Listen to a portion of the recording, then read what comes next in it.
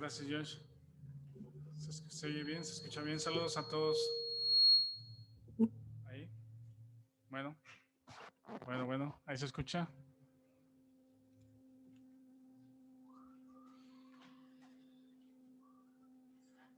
Si vieron a Fer cuando vino a orar por nosotros, bueno, oró por el pan o el jugo, el vino, el jugo.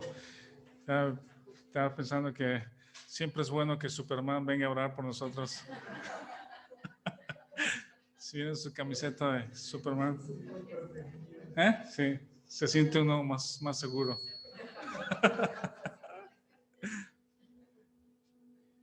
No, pues gracias a Dios por el día, por la oportunidad de estar juntos. A todos los que están conectados, bienvenidos, gusto en saludarles también. Habíamos avisado, les habíamos comentado que queríamos estudiar por recomendación también de Tim este material. Entonces ahorita el equipo de traducción de Palabra Fiel está a todo lo que da. Queremos presentarles un solo documento y no mandarlo por partes, digamos. Entonces ya está generando contenido, está el equipo de traducción. Yo creo que la próxima semana ya lo podemos tener para mandárselos.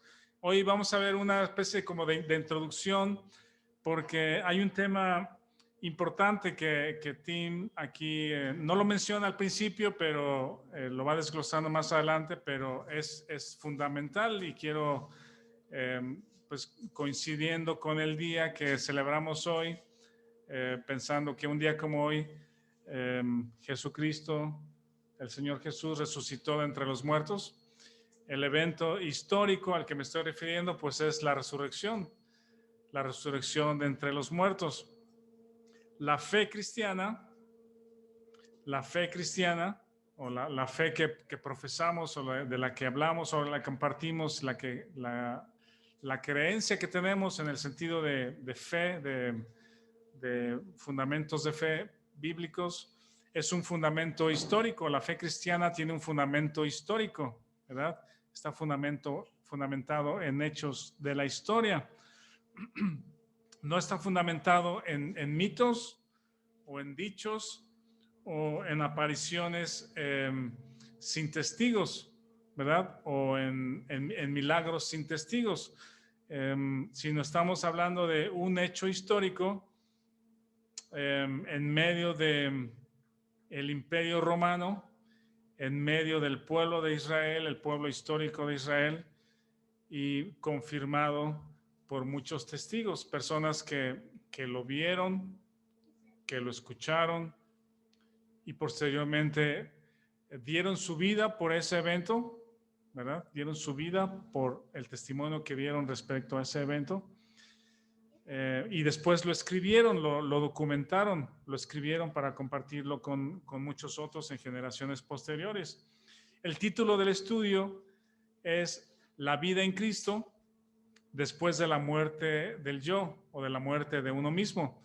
Este título o el desarrollo de este material tiene su fundamento en la muerte y la resurrección de Jesucristo. Ese es el evento histórico. Los eventos históricos como la resurrección, alguien se puede preguntar si pueden ser confirmados por el método científico. Ya hemos hablado un poquito de esto en otras ocasiones. El método científico no sirve, no se puede aplicar para un evento histórico en ningún evento histórico. Si nació Benito Juárez o si Benito Juárez existió o si existió, ¿cómo se llama? El general Lázaro Cárdenas, o quién fue Moctezuma, ¿verdad? O quién fue Cuauhtémoc, o cualquier evento histórico pues relacionado con nuestro país o alrededor del mundo, no puede ser confirmado por medio del método científico. No se puede, es imposible. Ningún evento histórico tiene que ser confirmado por el método legal. Ese método legal, también hemos hablado aquí y Héctor nos ha dado algunos comentarios muy interesantes, él como abogado, es el que se aplica para estos casos, para eventos históricos, para eventos que tienen que ser confirmados por testigos, y tiene que haber un testimonio oral, ¿verdad? Tiene que haber un testimonio que verbalmente exprese lo que vio, ¿verdad?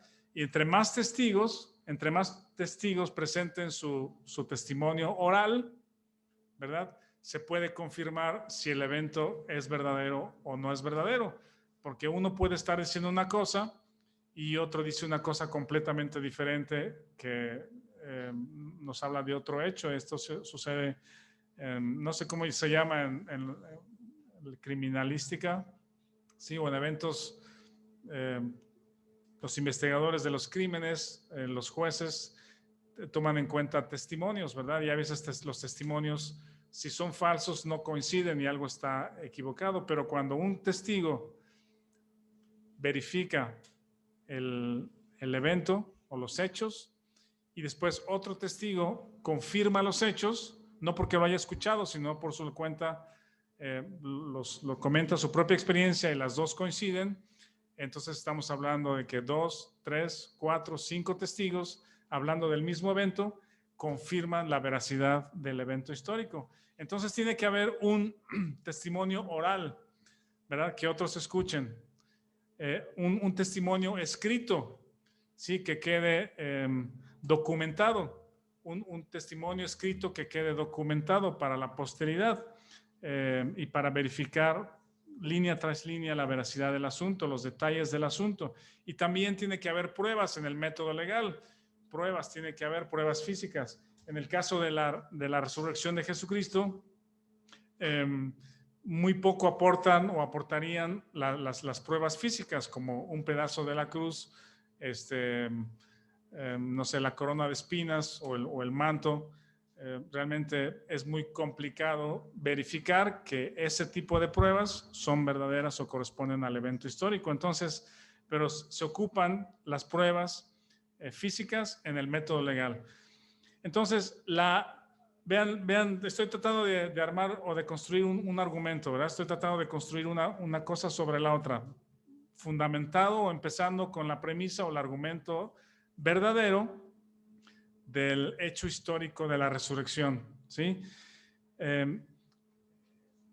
No puede ser confirmado por el método científico, porque el método científico es necesario que sea repetido, que se repita, ¿verdad? Que se repita muchas veces. Si alguien no cree la tesis o la propuesta de alguien, si alguien dice, no es cierto lo que dices, no te creo, entonces, ok, ven, te traigo al laboratorio o a la casa o al lugar donde puedo tener las condiciones controladas y te muestro el experimento. Y lo podemos hacer una vez, y lo podemos hacer otra vez, y lo podemos hacer otra vez, y 100 veces o las que sean necesarias para que tú te convenzas y con tus ojos lo veas de que científicamente el experimento o la prueba es verdadera, ¿verdad? De esa manera te convences de que el experimento es verdadero, o que la tesis es confirmada o que es verdadera. Tiene que haber la repetición, las circunstancias controladas, el análisis de los datos y la confirmación o desecho de la tesis, ¿verdad? Entonces, por esa razón, los eventos históricos no pueden ser traídos al laboratorio, repetir y confirmar si son verdaderos. Tiene que ser necesariamente el método legal de testimonios. Y vamos a ir a 3 versículos para construir este argumento. Alguien que me acompañe o que lea, por favor, Primera de Corintios en el capítulo 10. Alguien lea el primer libro de Corintios en el capítulo 10, del versículo 3 al 7. Que prenda su micrófono y lo lea aquí claramente para todos, por favor. Primera de Corintios 10. No es cierto. Es Segunda de Corintios.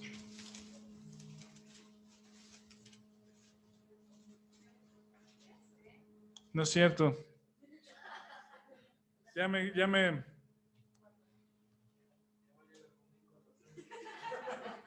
escribí mal aquí. Ahí voy.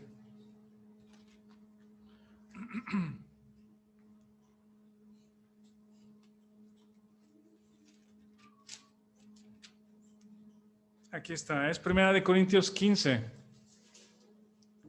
Primera de Corintios 15, del 3 al 7. ¿Alguien lo lee, por favor? ¿Algún voluntario? Yo lo leo. 15, Del 3 al 7. Adelante, Leti, por favor. Porque primeramente os he enseñado lo que asimismo recibí, que Cristo murió por nuestros pecados conforme a las Escrituras, y que fue sepultado y que resucitó al tercer día conforme a las Escrituras, y que apareció a Cefas y después a los 12. ¿Hasta ahí o sigo? Hasta el 7. Después apareció a más de 500 hermanos a la vez, de los cuales muchos viven aún y otros ya duermen. Después apareció a Jacobo, después a todos los apóstoles. Gracias. Y al último, a todos como a un abortivo me apareció a mí. Gracias, Leti, muy amable. Este texto que declara Pablo es muy relevante, es muy importante. Habríamos que subrayarlo o anotarlo porque Pablo está recibiendo o recibió el testimonio de los discípulos o de los apóstoles que estuvieron durante el ministerio, la vida de Jesús, la muerte, la resurrección, hasta la ascensión. Esa es la historia que tenemos en los evangelios y en el principio del libro de los Hechos. Pablo posteriormente pasó tiempo con los apóstoles y aprendió este testimonio. Pablo lo escuchó el testimonio de la voz de Pedro, de la voz de Jacobo, de la voz de Juan. Pablo estuvo ahí presente en Jerusalén y escuchó estos testimonios. Y ahora Pablo lo escribe. Pero vean la importancia de la resurrección. ¿Qué dice de la resurrección? Dice el 4, resucitó al tercer día, conforme a las Escrituras. Ese es otro tema, el tema de las profecías cumplidas. Pero dice, apareció a Cefas. Cefas es Pedro, ¿verdad? Dice, después a los 12. Estas historias las tenemos en los evangelios, que estando primero 10 de los discípulos sin Felipe, sí fue Felipe, se aparece Jesús en el centro, ¿verdad? Y le platican a Felipe y dicen, no lo creo, si Jesús no viene, y le toco las manos y le toco Tomás, fue Tomás, siempre me confundo entre Felipe y Tomás. Dice, si no pongo mi mano en su costado, no voy a creer. Y Jesús, en misericordia, en otra ocasión posterior, estando ahora sí Tomás en medio de ellos, se presenta y parece que solamente le habla a Tomás. Si revisamos el texto, parece que Jesús se presenta nuevamente exclusivamente para hablar con Tomás, ¿verdad? Entonces se aparece a los discípulos. Entonces ya tenemos el testimonio de Pedro solo y luego el testimonio de los 11 discípulos, ¿verdad? En su conjunto. Y después dice el 6, a más de 500 hermanos a la vez. Eso es algo fuera de lo normal, es algo extraordinario, ¿verdad? Que una persona que resucita, que Jesús resucita, y de pronto se aparece al mismo tiempo, porque después los testimonios dicen, oye, Jesús se apareció en mi casa, a la mía también, ¿verdad? ¿A qué hora? Pues anoche, no sé, a las 10 de la noche, o la tercera vigilia, las novena vigilia, lo que sea. Pues a mí también estábamos cenando y se apareció en medio de nosotros, y otro aparece, y yo también, y a mí también, y a mí también. Y ese conjunto de más de 500 hermanos, dice, a la vez, en el mismo momento, en la misma ocasión o en el mismo tiempo, se les apareció. Sí, de los cuales muchos viven y otros duermen. Dice, después se apareció a Jacobo. Jacobo es el medio hermano de Jesús, que ya estudiamos, que escribió Santiago, ¿verdad? Y era uno de los principales varones en la iglesia de Hechos, Jacobo, y se le aparece también a él. Y después dice, después a todos los apóstoles, y al último de todos, como un abortivo, a mí. Entonces, el testimonio de todos ellos, ¿verdad? De Cefas, luego los 12, luego los 500 o más, luego Jacobo y luego Pablo, es como traerlos todos al jurado, ¿verdad? Y digan, ok, den su testimonio, díganos qué vieron, qué escucharon, qué saben de Jesús, ¿sí? ¿Qué tendría que haber pasado para verificar que la resurrección fue solamente un mito? ¿qué tendría que haber pasado?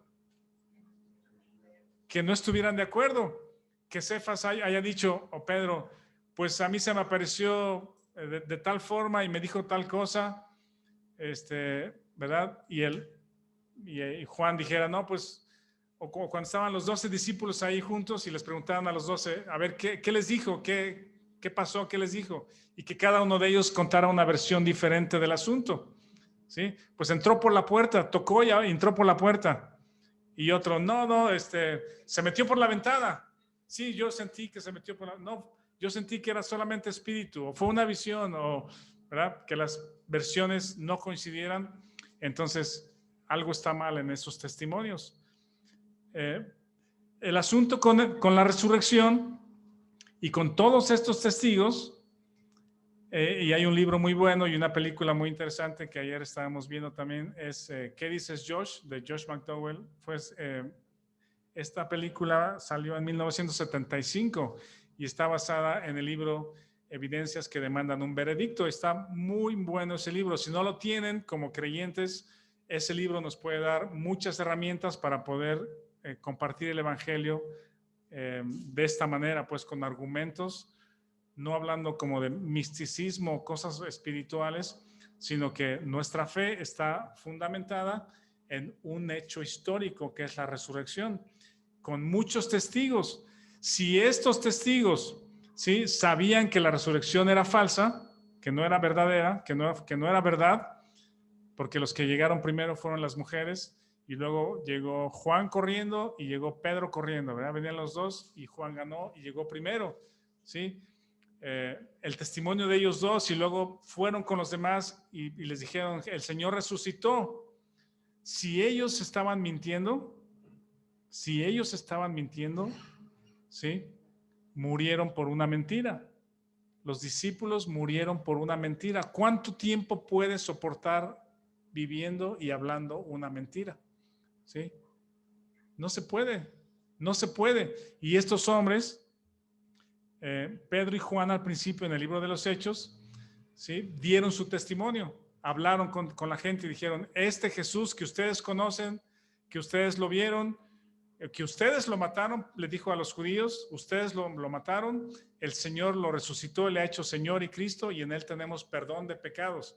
Si esa predicación de Pedro estaba fundamentada en una mentira, que era la resurrección, Pedro murió, o sea, Pedro vivió, déjeme decirlo otra vez, Pedro predicó una mentira, vivió una mentira, fue martirizado por una mentira, porque lo azotaron, lo metieron a la cárcel, y murió por una mentira, ¿sí? Quizá una persona fuera de sus cabales, loco, ¿verdad?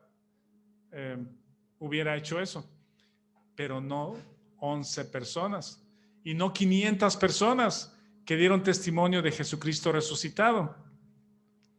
Vean este otro versículo que está muy bueno, que está en el libro de Hechos, en el capítulo 4. Hechos en el capítulo 4. Alguien que lea del versículo 7 al versículo 20. ¿Quién nos quiere acompañar a leerlo de los que están conectados? Que abra su micrófono. Hechos 4, del 7 al 20.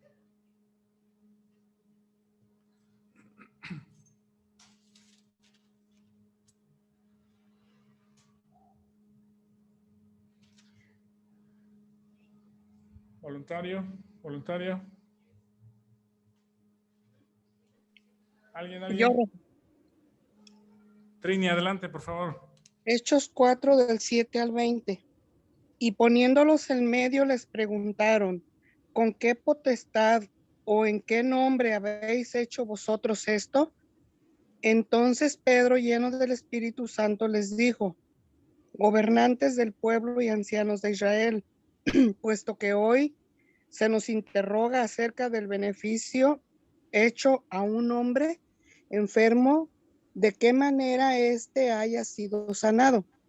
Sea notorio a todos vosotros y a todo el pueblo de Israel que en el nombre de Jesucristo de Nazaret, a quien vosotros crucificasteis, y a quien Dios resucitó de los muertos, por él este hombre está en vuestra presencia sano. Este Jesús es la piedra reprobada por vosotros, los edificadores, la cual ha venido a ser cabeza del ángulo. Y en ningún otro hay salvación, porque no hay otro nombre bajo el cielo dado a los hombres en que podamos ser salvos. Entonces, viendo el denuedo de Pedro y de Juan, y sabiendo que eran hombres sin letras y del vulgo, se maravillaban y les reconocían que habían estado con Jesús. Y viendo el hombre que había sido sanado, que estaba en pie con ellos, no podían decir nada en contra. Entonces les ordenaron que salieran del concilio y conferenciaban entre sí, diciendo: ¿qué haremos con estos hombres? Porque de cierto señal manifiesta ha sido hecha por ellos, notoria a todos los que moran en Jerusalén, y no lo podemos negar. Sin embargo, para que no se divulgue más entre el pueblo, amenacémosle para que no hablen de aquí en adelante a hombre alguno en este nombre. Y llamándolos, les intimidaron que en ninguna manera hablasen ni enseñasen en el nombre de Jesús. Mas Pedro y Juan respondieron diciéndoles: juzgad si es justo delante de Dios obedecer a vosotros antes que a Dios, porque no podemos dejar de decir lo que hemos visto y oído. Estas palabras, gracias Trini, de Pedro también son muy poderosas porque está hablando de un testimonio, está hablando como un testigo de lo que vio acerca de la resurrección de Jesucristo. Y este diálogo o esta conferencia con el concilio o el sumo sacerdote y los sacerdotes estaban reunidos ahí por causa de que habían sanado a un cojo recientemente, y lo traen y les dicen: ¿en nombre de quién hacen esto? ¿Con qué autoridad hacen esto? Y entonces Pedro da su tercer discurso y les dice el evangelio, les dice las noticias de la muerte y de la resurrección de Jesucristo, ¿verdad? Y en ningún otro hay salvación, porque no hay otro nombre bajo el cielo dado a los hombres en que podamos ser salvos. Y dice, veían el denuedo de ellos. No puede haber denuedo cuando alguien está mintiendo, ¿sí? No puede haber ese tipo de denuedo.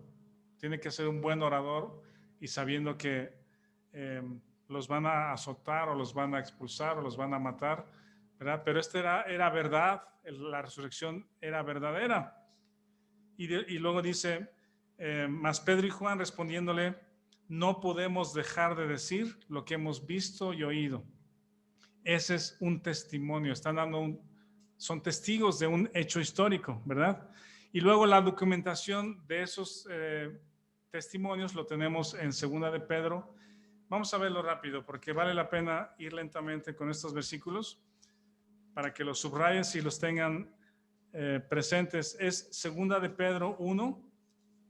Voy a leer del 16 al 21. Años después, son unos 30 años después, ¿verdad? De que Pedro dice las palabras que acabamos de leer en el concilio. 30 años después, más o menos, Pedro escribe esta carta o este documento y dice Pedro, bueno, déjeme hacer la pregunta antes de leer. ¿Quién pudiera aguantar una mentira 30 años? ¿Verdad? No es posible, la conciencia te acusa, te carga. Y más, sobre todo, si tiene que ver con la salvación de alguien, pues, o la vida eterna de alguien, o la condenación de alguien, ¿verdad?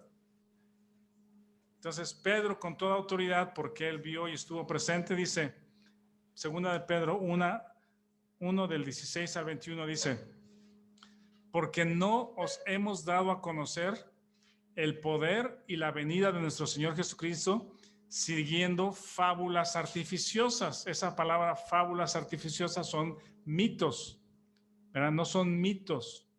Dice, sino como habiendo visto con nuestros propios ojos su majestad. Pues cuando él recibió de Dios Padre honra y gloria, le fue enviada desde la magnífica gloria una voz que decía: este es mi Hijo amado, en el cual tengo complacencia. En la transfiguración, Pedro, Juan y Santiago escucharon esa voz, ¿verdad?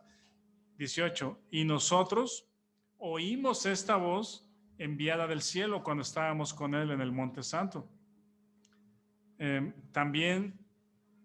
Tenemos también la palabra profética más segura, la cual hacéis bien en estar atentos, como una antorcha que alumbra en lugar oscuro hasta que el día esclarezca y el lucero de la mañana salga en vuestros corazones, entendiendo primero esto, que ninguna profecía de la Escritura es de interpretación privada, porque nunca la profecía fue traída por voluntad humana, sino que los santos hombres de Dios hablaron siendo inspirados por el Espíritu Santo. Ahora den una vuelta a esa página, hacia atrás, hacia Primera de Juan, y ahí rápidamente leemos Primera de Juan 1, del 1 al 4, ¿verdad? Ante el concilio de Hechos 4 estaba Pedro y Juan, y Pedro y Juan dijeron, no podemos dejar de decir lo que hemos visto y oído, ¿verdad?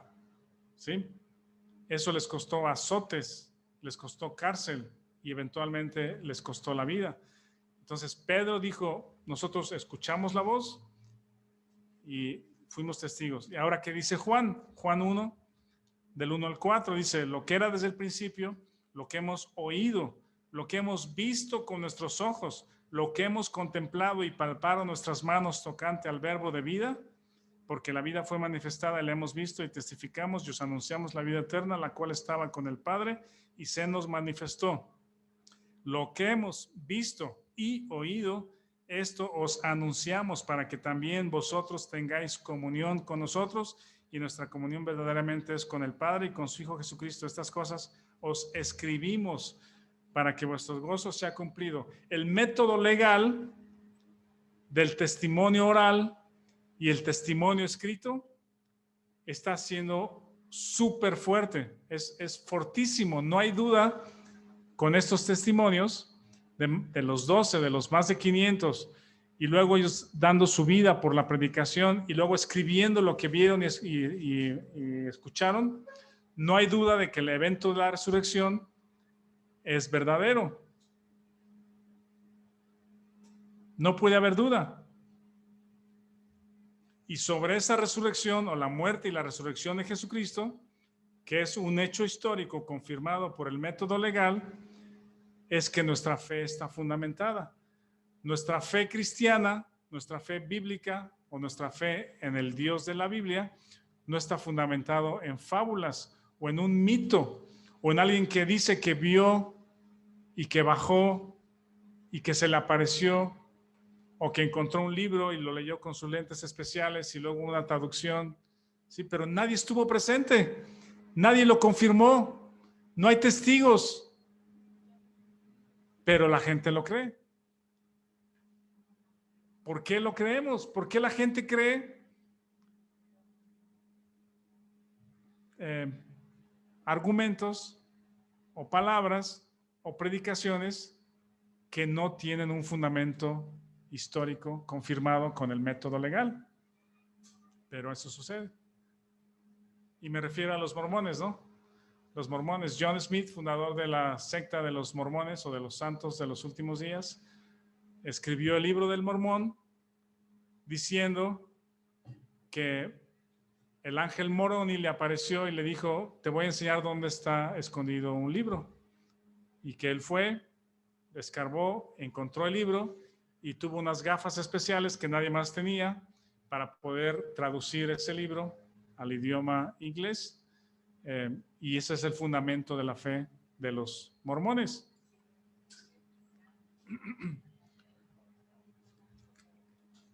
Bueno, tenemos unos 15 minutos más para ir concluyendo esta introducción.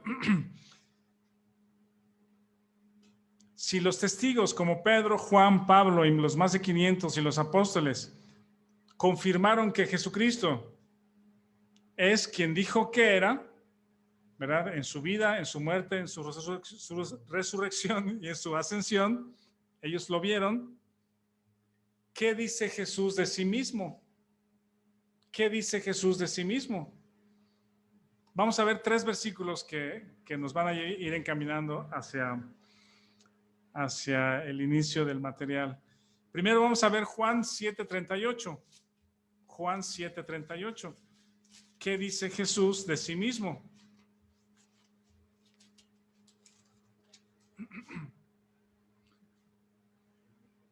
¿Alguien lee el 37 y 38, por favor? Juan 7, 37 y 38. En el último y gran día de la fiesta, Jesús se puso en pie y alzó la voz diciendo: Si alguno tiene sed, venga a mí y beba. El que cree en mí, como dice la Escritura, de su interior correrán ríos de agua viva. Gracias, Abby. Jesús dice muchas cosas acerca de él. El libro de Juan está lleno de yo soy el pan de vida, yo soy la resurrección, yo soy el agua viva. Ahorita vamos a ver otro. Aquí dice, el que si alguno tiene sed, venga a mí y beba. El que cree en mí, como dice la Escritura, de su interior correrán ríos de agua viva. El Señor Jesucristo está hablando de alguna transformación interior, de alguna satisfacción interior en el hombre, ¿verdad? Ayer estaba revisando estos textos y publiqué algo que luego les puedo compartir también acerca de que el hombre que nace físicamente, o todos los que nacemos físicamente, nacemos en la familia de Adán, ¿verdad? Nos hace parte de la familia de Adán y nacemos muertos espiritualmente. Nacemos muertos espiritualmente, separados de Dios. Necesitamos un nuevo nacimiento para que Dios nos dé vida espiritual. El Señor Jesucristo está hablando de eso, ¿sí? De su interior correrán ríos de agua viva, de la vida abundante o la vida espiritual que Dios trae al ser humano, que Dios trae en Jesucristo al ser humano. Hablaba yo de una premisa que usa el humanismo. La premisa que usa el humanismo es que el hombre es bueno por naturaleza. El hombre es bueno por naturaleza. Y las circunstancias en su niñez son las que lo hacen ser un individuo a veces malo, a veces bueno, a veces medio malo. Sí, pero es lo que provoca que el hombre tenga una conducta inadecuada. Eso es falso, es un argumento falso, erróneo. La Biblia enseña que cuando nacemos muertos espiritualmente, ¿sí? Nacemos con necesidad de un nacimiento espiritual. Y yo decía que los gobiernos, las religiones o filosofías como el humanismo, que intentan producir bondad en el ser humano o un cambio interior en el ser humano o una conducta expresada en bondad en el ser humano, diciendo que el hombre es bueno por naturaleza, todo lo que se construye encima de ese argumento es irremediablemente fracaso.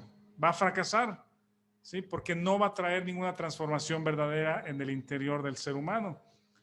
El argumento o la premisa bíblica respecto al ser humano es que estás muerto espiritualmente, necesitas ríos de agua viva, ¿sí? Y eso es lo que Jesucristo dice de sí mismo: el que cree en mí, de su interior correrán ríos de agua viva. ¿Qué más dice Jesús ahí en Juan 14:6? Juan 14:6. ¿Quién lo lee, por favor?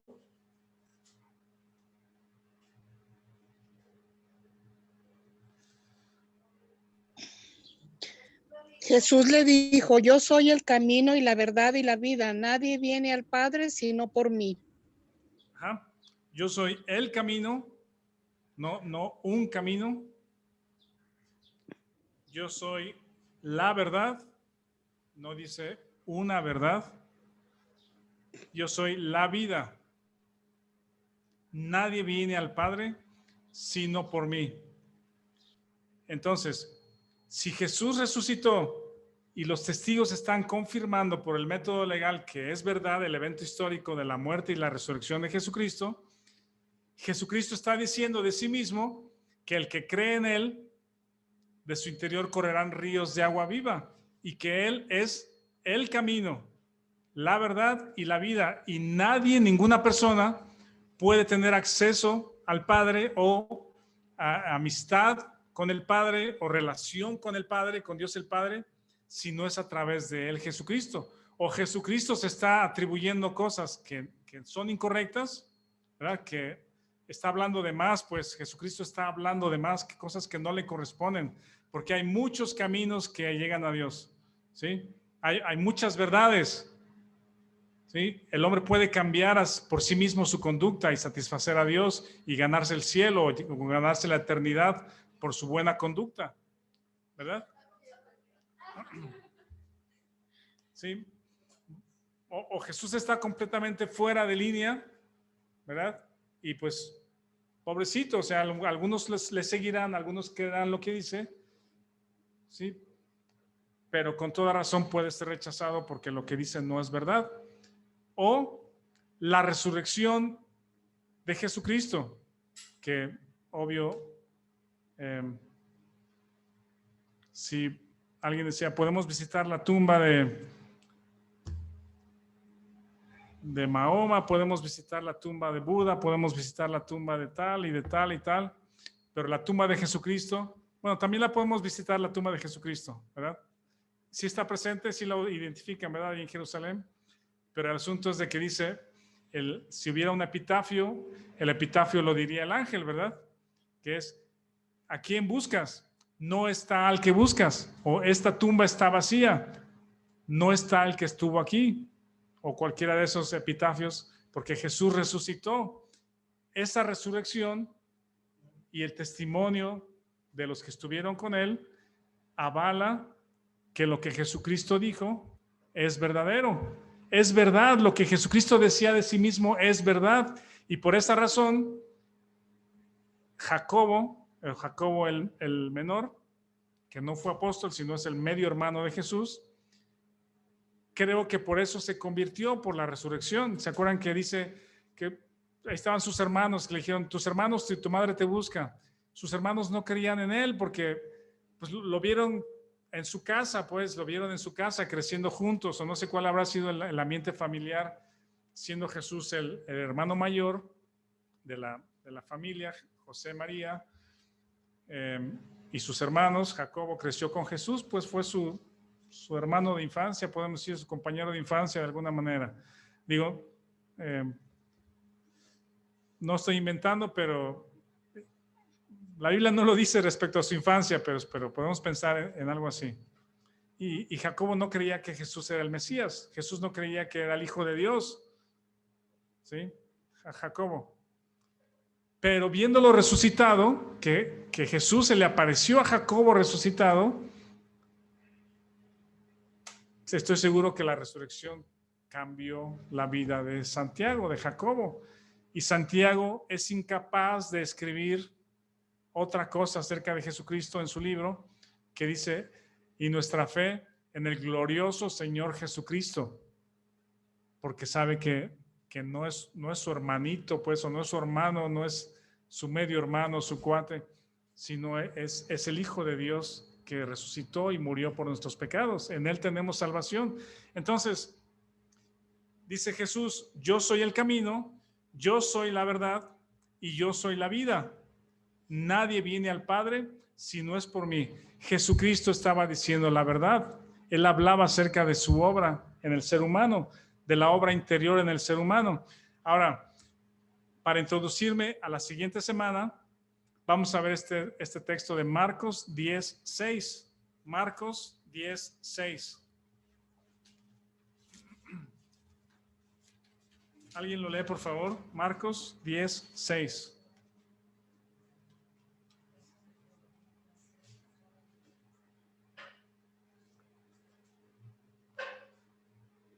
¿Alguien que lo lea, por favor?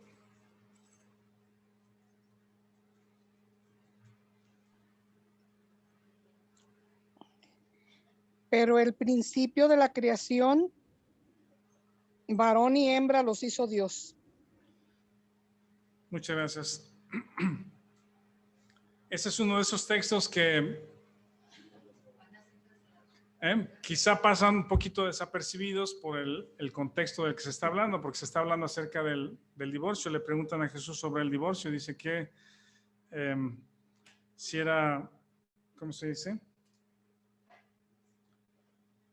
Si era lícito dar carta de divorcio, ¿no? Y Jesús hace esta mención, como que en medio de los argumentos del divorcio, pero este texto también es muy valioso, ¿sí? Porque Jesús le está poniendo el sello de verdadero, ¿verdad? ¿A qué? A Génesis, ¿verdad? Jesús, cuando están hablando de Moisés, es como un sello de autenticidad al libro de Génesis, a la creación. Génesis 1, Génesis 2 y Génesis 3. Y Jesús dice, pero al principio de la creación, varón y hembra los hizo Dios. ¿Sí? Otra vez, o Jesús estaba un argumento muy sacado de contexto o muy incorrecto, pues muy adecuado, o Jesús resucitado o la resurrección de Jesucristo confirma que lo que Jesús dice es verdad. Sí, lo que Él es quien dijo que era y lo que dice es verdadero. Él trae ríos de agua viva, es el camino hacia Dios y ahora está diciendo que el origen del hombre es Adán y Eva. ¿Sí? Yo prefiero creer que Jesús que resucitó está 100% correcto. ¿Sí? La declaración de Jesús respecto a la creación de Adán y Eva como origen de la humanidad es verdadera. Y entonces nos remontamos hasta allá. Génesis 1 y 2, la historia bíblica escrita por Moisés acerca de la creación, sí dice que el hombre fue creado a imagen y semejanza de Dios. Y de ahí partimos. Dios puso su espíritu en Adán y Eva, los creó sin pecado, los creó con un alma sin influencia de la maldad, para que Dios pudiera relacionarse con ellos. Dios es una persona. Dios es una persona que tiene intención de relacionarse, puede pensar, tiene voluntad, tiene sentimientos, ¿verdad? Quiere interactuar con individuos y crea a Adán y Eva con las mismas características de personas como individuos para poder relacionarse con ellos. Dios es un Dios relacional y crea a Adán y Eva para su propio placer, ¿sí? Para su propia gloria. Ahora, ¿por qué entonces, acercándome un poquito al corazón de nosotros, a nuestra circunstancia actual, por qué es que nos encontramos a veces preocupados, con ansiedad, con estrés, con angustia? ¿Sí? Hay muchas cosas, desde finanzas, ¿verdad? Nuestra salud. Les hemos compartido tiempos que pasamos, hay otras historias ahí, hace unos 20 años. Había un plástico que se llama tarjeta de crédito. Antes de que las niñas nacieran, creo, ¿verdad? ¿No? Ya chiquitas las niñas, ¿sí? Una mala administración de tarjeta de crédito nos trajo intereses y de pronto la cuenta era alta, pues. Y cuando Mirna supo, le causaba taquicardias. En la noche tenía taquicardias, ¿verdad? Y fue un conflicto interesante o importante porque vimos varias cosas, aprendimos, pues, a confiar en Dios respecto a nuestra provisión, a ser mejores administradores, sí, administrar los recursos que Dios nos daba, y que ese tipo de angustia, nos traen angustia, ese tipo de problemas financieros, pues con una carga, no solamente las llamadas en la noche y, oye, ¿y cuándo va a pagar? ¿Y cuándo va a pagar? ¿Y cuándo va a pagar? Sino hay un estrés importante en los aspectos financieros, ¿verdad? Aspectos con la salud que todos padecemos, un cuerpo corrupto, un cuerpo débil, un cuerpo frágil, O con nuestros hijos. Pasamos tiempos a veces difíciles con nuestros hijos cuando van creciendo en la adolescencia, o de chiquitos igual. También hay muchas historias de los niños chiquitos. Natanael, cuando estaba chiquito, que no podía tener cierta leche o la leche materna o ciertas fórmulas, y tenía reflujo y problemas, no podía dormir. Y es estresante, pues. Saludamos a Pepe Lalo ahora con sus 2 chicos, y están como pasando por etapas parecidas, pues, ¿verdad?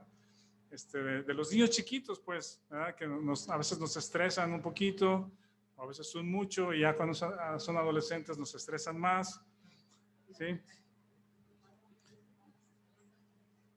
O sea, ¿qué pasa en el interior del ser humano con esas circunstancias? ¿Por qué lo de afuera, lo que vemos, las circunstancias, lo que sucede afuera de nosotros, por qué causa esas revoluciones en nuestro interior? Ansiedad, estrés, angustia, desánimo, desesperación, temor, inseguridad. Después no sabemos qué hacer, hay mucha confusión. O enojados con Dios porque no nos contesta, ¿verdad? O parece no escucharnos y parece no contestarnos. Tratamos de buscar a Dios, de buscar algo superior, algo que nos saque de nuestra circunstancia, y parecería como que nadie nos escucha, que estamos hablando solamente al cielo, o como alguien decía, que nuestra oración solamente llega al techo. Y eso provoca frustración o el deseo de tirar la toalla, en el sentido, digamos, de la vida o espiritual, no buscar más cosas espirituales, o decir, este libro parece no funcionar para mí, pues parece no tener mucho sentido porque no cambia mucho nada de mi interior. También tus propios pensamientos carnales, ¿sí? Si los sigues o los entretienes y continúas con ellos o no, esas luchas. También a través de los años también hemos conocido, nos ha tocado participar y conocer hermanos que están frustrados, o tiempos frustrados también, como los que nosotros pasamos muchas veces como cristianos, frustrados, cansados, porque no podemos vivir la vida cristiana, no podemos vivir una vida piadosa. Tratamos de vivir la vida cristiana o hacer lo que la Biblia enseña, pero fracasamos sin esperanza, ¿verdad? Y eso realmente a muchos creyentes les desanima, y de pronto ya no los vemos en la iglesia, ya la Biblia ya no está en nuestro buró, como le llamamos, en nuestra mesita de noche, sino ya pasa al cajón, y luego del cajón al estante. Ya no es un libro de necesidad diaria, porque tenemos la impresión como que no funciona, ¿sí? Y las impresiones que tenemos de Dios están fuera de la Biblia. No conocemos la Biblia, entonces las impresiones que tenemos de Dios o de la vida o de la necesidad del hombre vienen de afuera y menos de la Biblia. ¿Qué hacemos entonces? La respuesta está justamente en la palabra de Dios. La respuesta está en el propósito que Dios tiene para el hombre, y eso lo vamos a ver la próxima semana. Vamos a partir de ahí para la próxima semana. La respuesta está en las Escrituras. Damos gracias a Dios por este día especial donde podemos, de hecho recordamos la resurrección todos los días, porque ahí está nuestra vida nueva en Cristo también. Y en eso descansamos. Bueno, muchas gracias a todos por su atención. Le doy el tiempo a Joshua para que termine aquí la reunión con todos. Gracias. Muchas gracias, Rafa. Bueno, hermanos, les pido si nos acompañan en una oración para terminar el servicio del día de hoy.